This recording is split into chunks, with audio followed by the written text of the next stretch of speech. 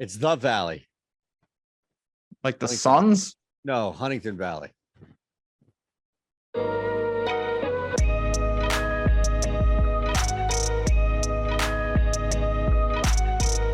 Welcome back in. It is putting for go. It's a Monday early in the week, and we're going to get you as early of a look as we can. But you know what the beauty of is, as we get closer and closer to the first day of the Farmers up north on the North Course here, we're going to have a ton of looks that we're hopefully getting ahead of.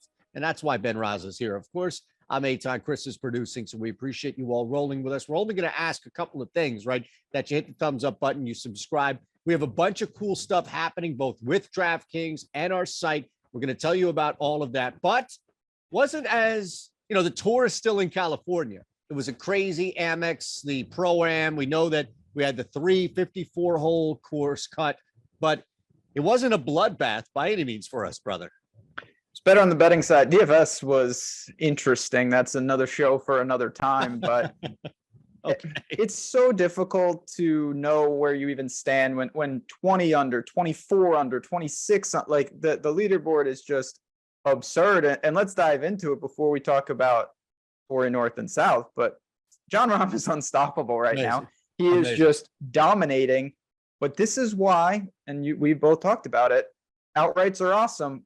But if your guy doesn't win, you got to have backup plans. And all our picks, although none of them won the tournament, obviously, a lot of top 40s, top 20s for you, a top 5, like some good work in there on a week where I did not have the outright winner again because I didn't bet Rahm.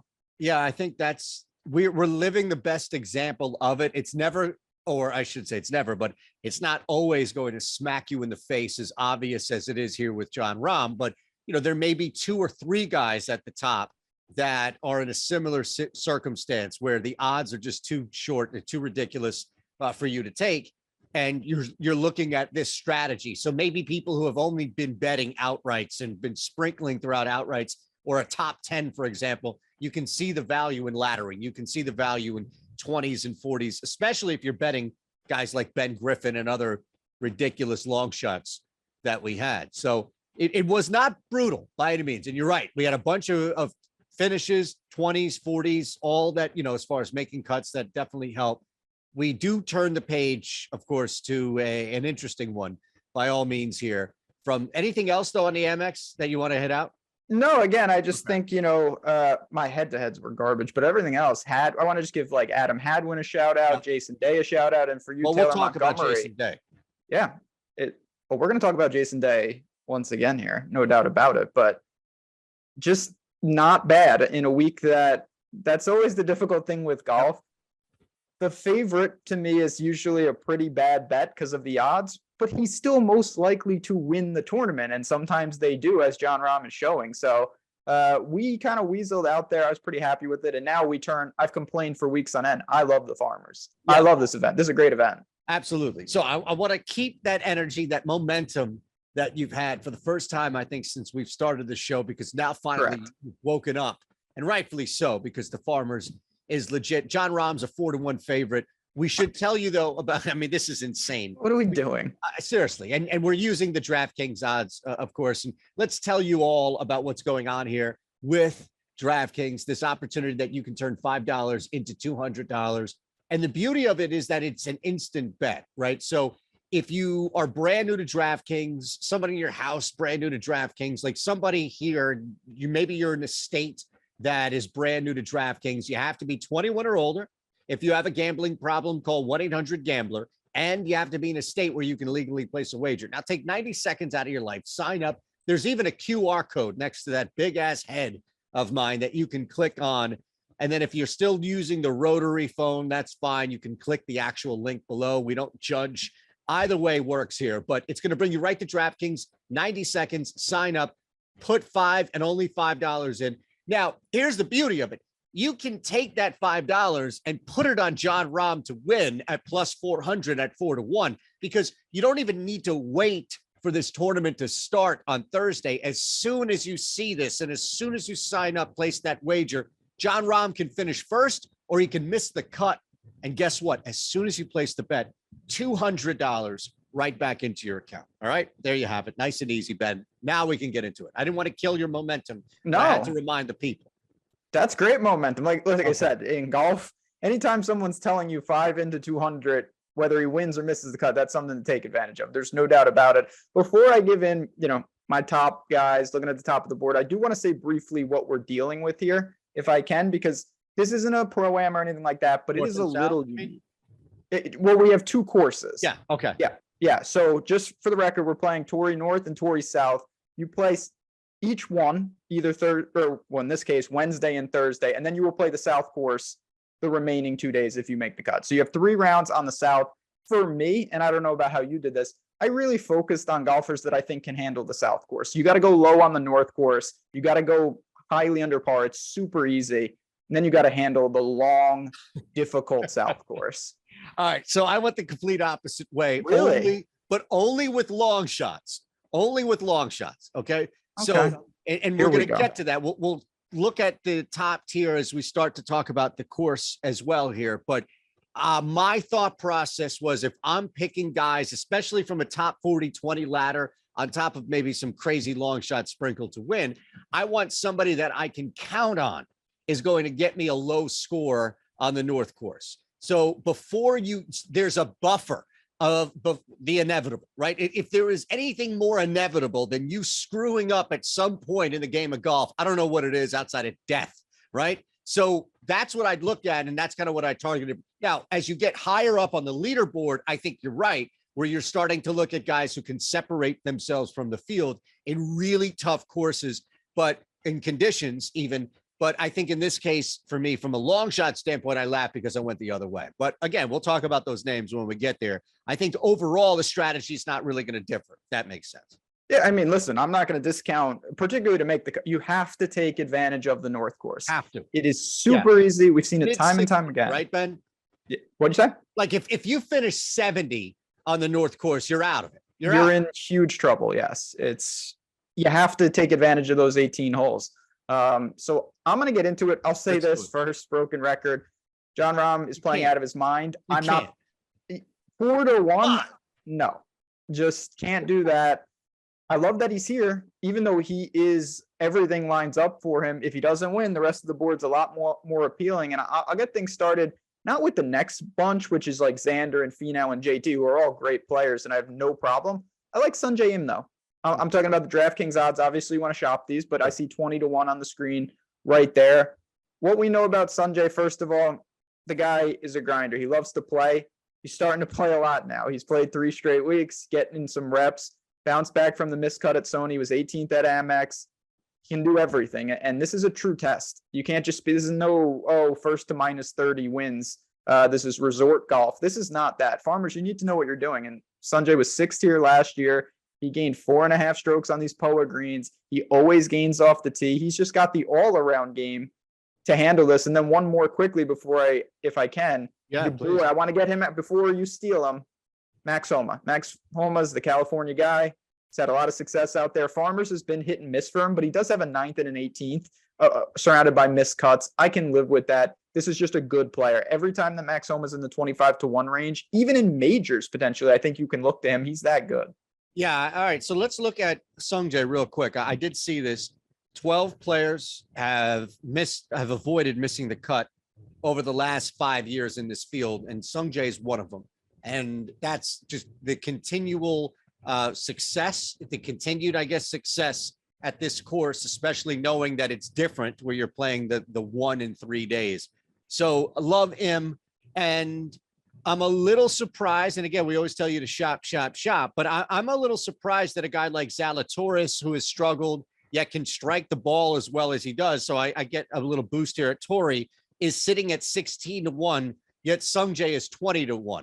So in that rate, and like Homa, okay, I have no problem with that. You mentioned the home connection, just the state and playing up and down, and probably should be more of a 16-1, but the missed cuts may bump him down a little bit. We'll see. I imagine people will bet on him as we get closer to the first day. But yeah, Im was one that when I looked at the sheet is like, yeah, that totally makes sense, because he should be in this range where Morikawa and Zalatoris are, yet he's for some reason at 20-1, and I don't know why. I mean, listen, it's just, you can make an argument. Sorry, it would be up there. No, I think that people, and listen, I've I have interest. Will Z is getting the bump that he should have won this tournament last year. He had it and it was ripped from him by Luke List. Yep. He was 7th the year before that. So I get why people are honing in saying this is Will Z's time. There's no doubt about that. He's been so close so many times. You know, he has St. Jude, but he could have even more. I just have a little more interest in that next tier in the 20 to 25 to 1 range. I think there's a lot of quality golfers there. All right, let me just knock this guy out real quick because, of course, history and the fact that there is still a risk, and the risk, I think, is totally reflected here in a 35 to 1 quasi mid-range top tier, depending on how you want to straddle that line. But we have seen success from Hideki at this course and at this event, I should say. And at 35 to 1, if all I wanted to do is bring him up in the sense that if you're confident in his game, he would be somebody that I just wanted to bring up because I think he kind of straddles that top range to mid range. So if you look at him as a top range play, I think he has value. If you look at him as a mid range play, I think you have to pass heavily at that number. So I guess it kind of looks at where you are. The only guy I think I'll bring up in this 20, 25 to 1 range, and how can we not? We talked about him last week. The big question was health, right? I mean, if Jason Day's form is back, then Jason Day is a viable threat, especially at Torrey Pines. And maybe you can start talking about some early futures tickets, because if Day plays well here, Ben, his odds will significantly drop where he is already on the board. So Jason Day and Farmers, it's about as strong as course history as you're going to find with any player at any course. This is a guy, he's got multiple wins here. He was 3rd last year here. He's got a runner-up here. 11 appearances, strokes gained putting, positive in 9 of them. Automatic off the tee. You can spray here. It's a long course, Torrey South. Look at the past winners. Day loves it. Leishman, Reed. None of these guys are great off the tee in terms of accuracy. You can get away with it if you can be crafty, if you can get up and down. There's a lot of those type of opportunities. Jason Day has the perfect game. He's played in this event every year since 2013. On this very channel, I'll say real quick, if you're in one and done pools, I have a quick video on this channel breaking it down. Jason Day is in that video. So go check that out as well. It's hard to ignore after a good showing last week. 18th seems healthy. Don't love the number, I'll be honest, but Jason Day belongs in the conversation. Yeah, I think he's going to just like withdraw now. This is just typical Jason Day. Absolutely. And we'll see. But you know what? Better that than him withdrawing on Friday at 3:00 in the afternoon. It'll be Thursday for him. He doesn't make it till Friday. Oh yeah, Thursday. Sorry, I forgot Wednesday. Yeah, Wednesday tee off. I apologize. Confusing because of the NFL schedule. Yep. Yeah, exactly. So he won't make it to Friday. Absolutely. All right, let's look at the mid range here. I only have one guy that I'm targeting, and I'll save it, of course, because you're going to lead off for us. But the mid range is wide, right? Sometimes it's 35, 40 to 1. Sometimes it ranges all the way up to 80, 85 to 1. So we do take liberties by all means with the mid range, Ben. Where do you have it? So, and this is why I think it's important to not have hard and fast rules with PGA betting. Last week, I really liked the mid range. I don't like it at all this week. I found it hard to really find outrights. Yep. I think there's a couple of different things that you can do. I'm going to bring up Cam Davis, not because of anything he's done recently. He was not good last week. I'll say this, though. I think there's a lot of merit to macro buying on golfers. And what do I mean by that? Is you say, I like this guy. I'm going to bet him for a month straight, no matter what, and then I'll reassess. I'm not going to let 2 or 3 rounds of golf change everything that I've said about a golfer. And Cam Davis is 55 to 1 in the outright market. You can get good numbers on him in top 10s and top 20s. And he's still an elite scorer at times. So he didn't have it last week in a stupid pro-am. I'm not going to freak out because of that. And then my favorite mid-range play, and this guy I think deserves serious consideration. You're going to like this. What about Taylor Pendrith? He's 70 to 1. This is a guy that's been playing consistent golf all of 2022. Yep. He did not start out 2023 great. Didn't have it last week. That was his first miscut since February of 2022. He played Farmers last year, came in 16th, positive with the ball striking, positive with the putter.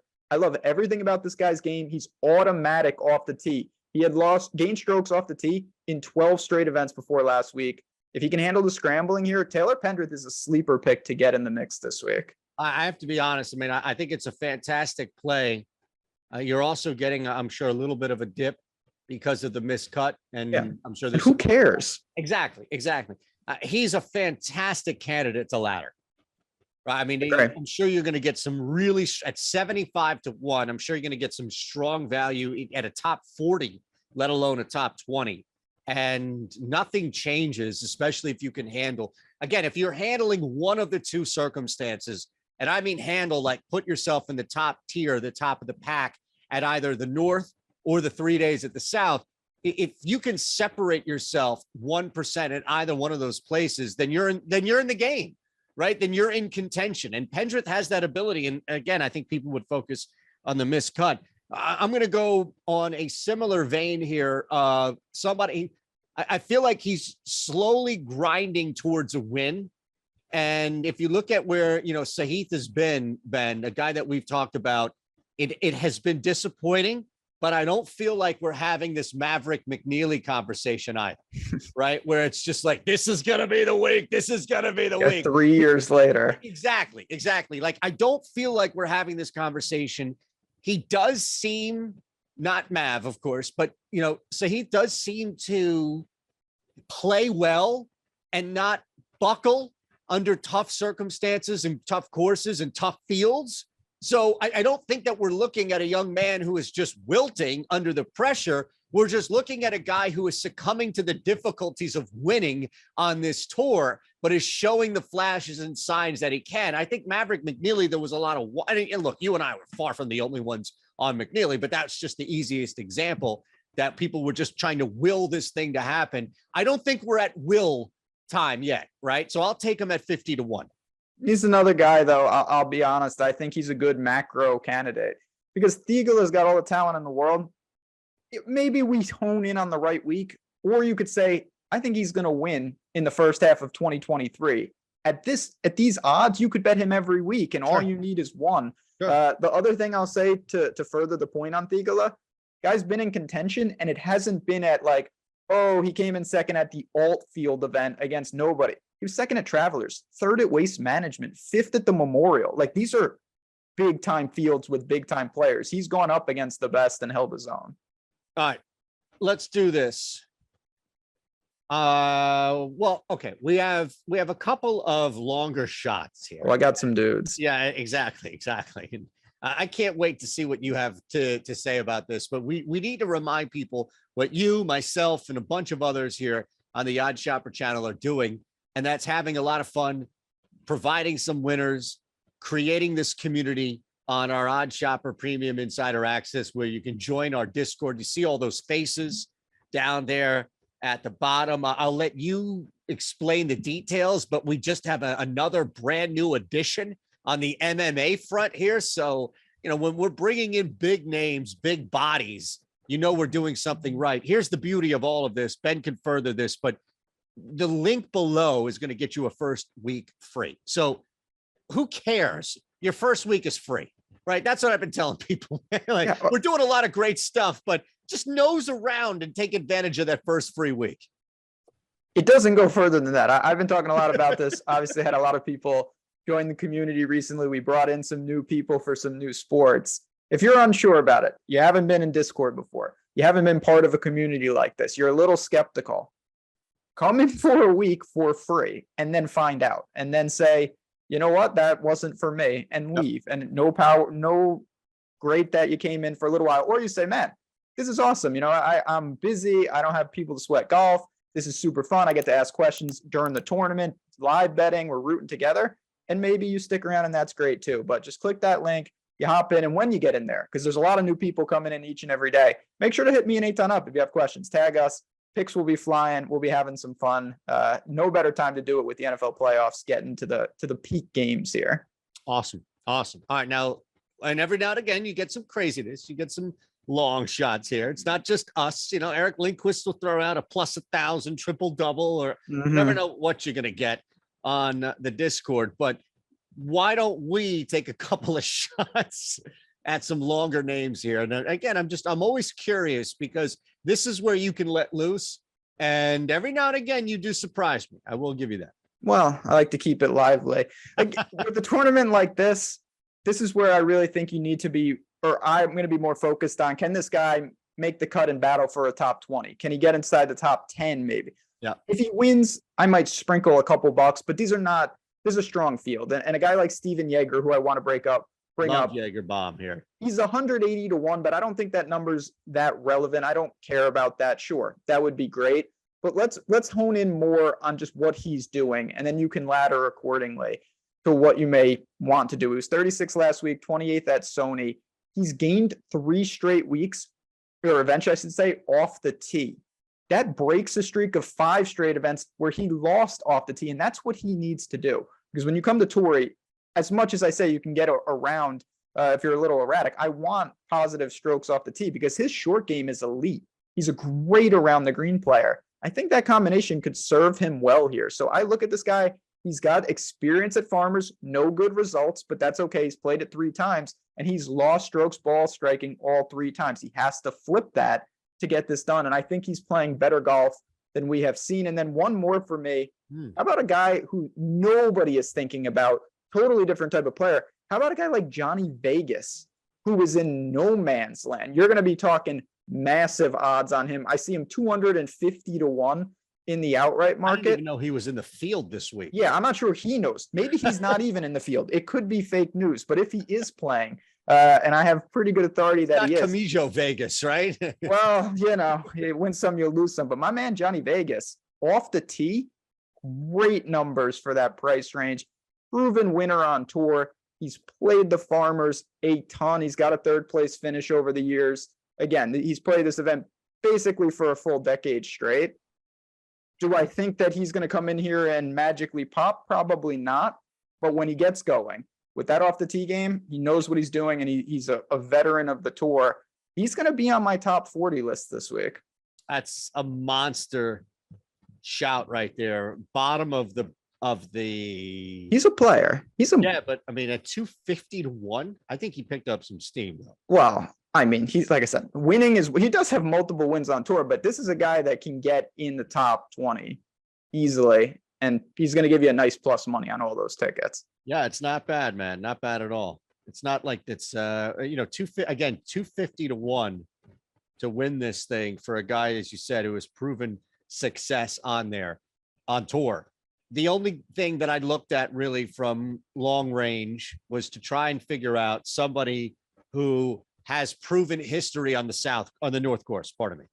So guys in this field that are finishing top 10, let's say, in strokes gained total. I didn't even look, Ben, at putting. I didn't look at approach. I didn't look at anything. I just looked at survive. Can you survive more often than not that North Course, pardon me, and put yourself in a good spot? So the 2 guys, and look, I mean, I'm taking long odds here for a reason, but the 2 guys would be Harris English and Billy Haas. Billy Haas.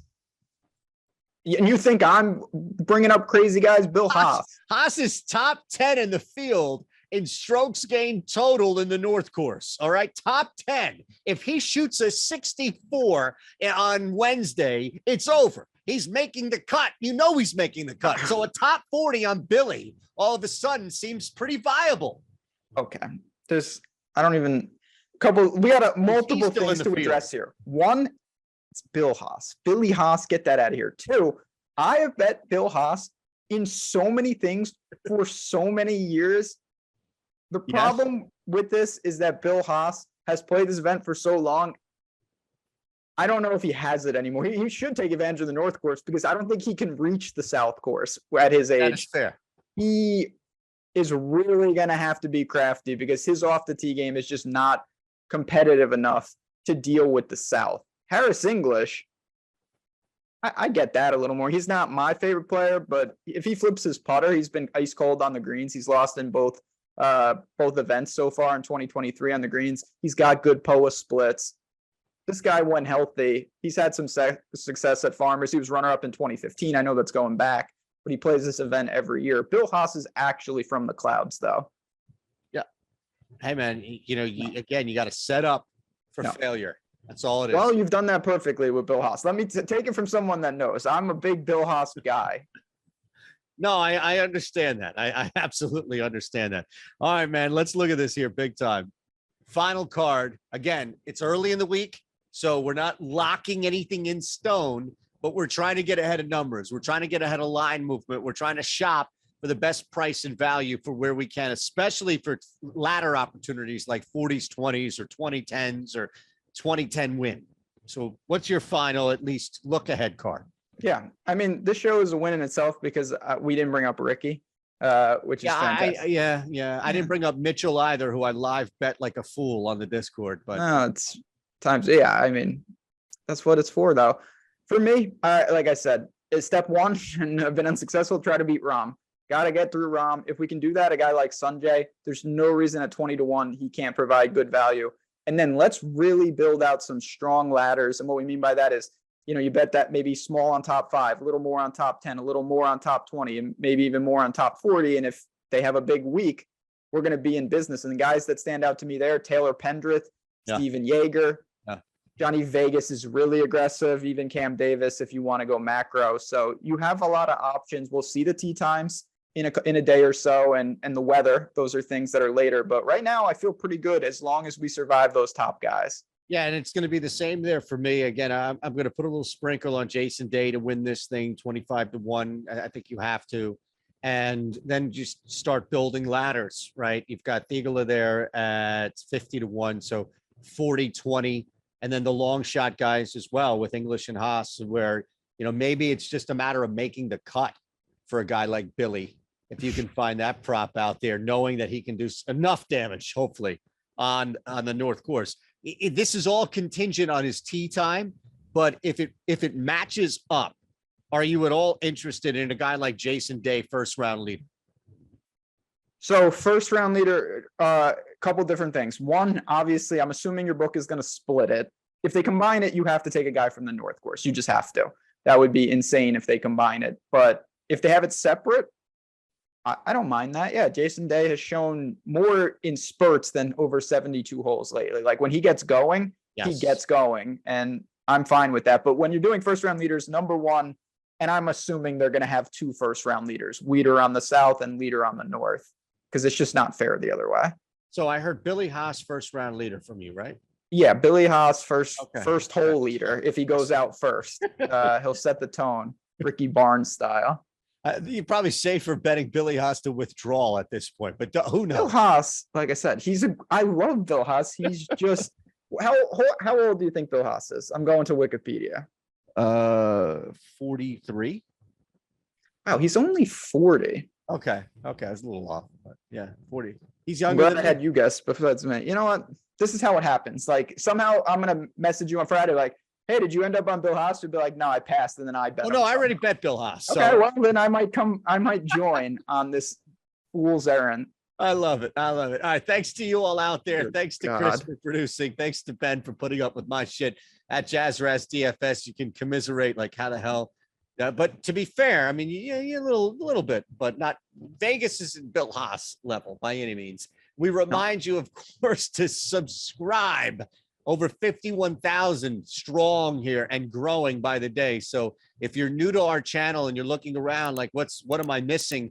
Subscribe, and then you'll find out exactly what you have been missing, and you won't miss any more. All right. So let's cash these Haas and other tickets, my friend. We'll see everybody next week. What do you say? Beautiful. Good luck, everyone. Haas references. Enough.